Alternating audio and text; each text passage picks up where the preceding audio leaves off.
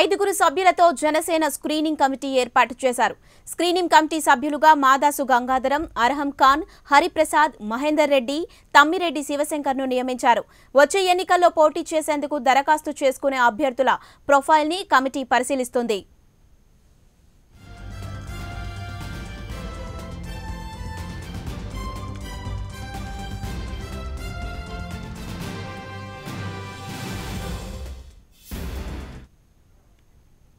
ఐదుగురు సభ్యులతో Janasena screening committee ఏర్పాటు చేశారు.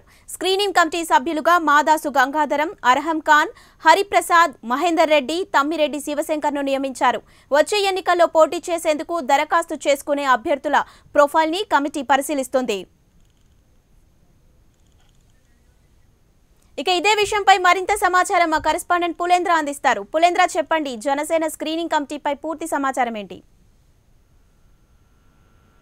ఇది 2019 ఎలక్షన్ల లక్ష్యంగా పవన్ కళ్యాణ్ కమిటీల ఏర్పాటుకు ముమ్మర ప్రయత్నాలు చేస్తామన్నారు. ఆంధ్రప్రదేశ్ రానున్న 2019 ఎలక్షన్ లో అభ్యర్థుల వడపోత, ముఖ్యంగా కొత్త పార్టీ కావున అభ్యర్థుల ఎంపిక అనేది చాలా క్లిష్టమైన పరిస్థితి ఉంటుంది. అనేక మంది ఆశావాహులు జనసేన పార్టీ నుంచి పోటీ చేయడానికి ఇప్పటికే సిద్ధంగా ఉన్నారు. దీనికి రాష్ట్ర వ్యాప్తంగా అనేక మంది అభ్యర్థులు కోకొల్లలుగా జనసేనకి పోటీ చేస్తామంటూ దరఖాస్తులు చేసుకోవడం జరిగింది. ఇందులో భాగంగానే 2019 ఎలక్షన్ లో జనసేన పార్టీ తరపు నుంచి పోటీ చేసే అభ్యర్థుల ప్రక్రియకి సంబంధించినటువంటి ఒక స్క్రీనింగ్ కమిటీ ఈ రోజు పవన్ కళ్యాణ్ విడుదల చేసి, ముఖ్యంగా వీరిలో 5 సభ్యులతో కూడినటువంటి జనసేన స్క్రీనింగ్ కమిటీని పవన్ కళ్యాణ్ ఏర్పాటు చేయడం జరిగింది.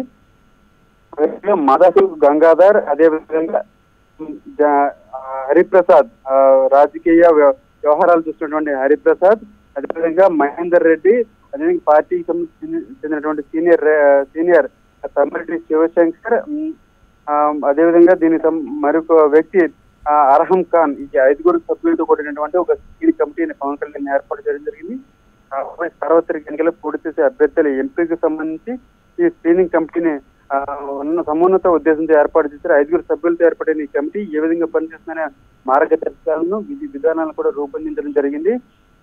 ముఖ్యంగా 2019 ఎలక్షన్ లో అభ్యర్థుల నుంచి వచ్చే దరఖాస్తులను ఈ స్క్రీనింగ్ కమిటీ పడపోస్తా ఉంది. అభ్యర్థుల బలాబలాలపై ఈ సర్వే చేస్తుంది. సర్వే చేసిన తర్వాత ముఖ్యంగా అభ్యర్థుల యొక్క వారి గుణగణాలను, వ్యక్తిగత బలాలను, గెలవగల సత్తా, ఎన్నికల్లో బలం, ప్రజాసేవలో వారికి ఉన్నటువంటి చిత్తశుద్ధి, అదేవిధంగా 2019 ఎలక్షన్ లో జనరల్ బాడీ యొక్క రిపోర్టు, ఆ పార్టీకి చెందినటువంటి రిపోర్టు, వీరికి ఎటువంటి బలాలు ఉన్నాయనే దాని మీద స్క్రీనింగ్ కమిటీ ఇచ్చిన రిపోర్టు ఆధారంగా ఈ అభ్యర్థులను వడపోస్తారు. ఆ అభ్యర్థులను వడపోసిన తర్వాత పూర్తిగా వారి బయోడేటా అంతా కూడా అధ్యక్షుడికి సమర్పిస్తారు. అధ్యక్షుడు తర్వాత జనసేన పార్టీ హైకమాండ్ అభ్యర్థుల ఖరారు చేయడం జరుగుతుంది.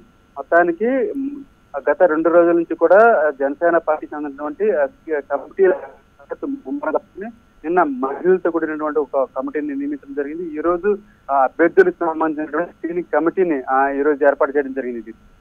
Thank you Pulendra.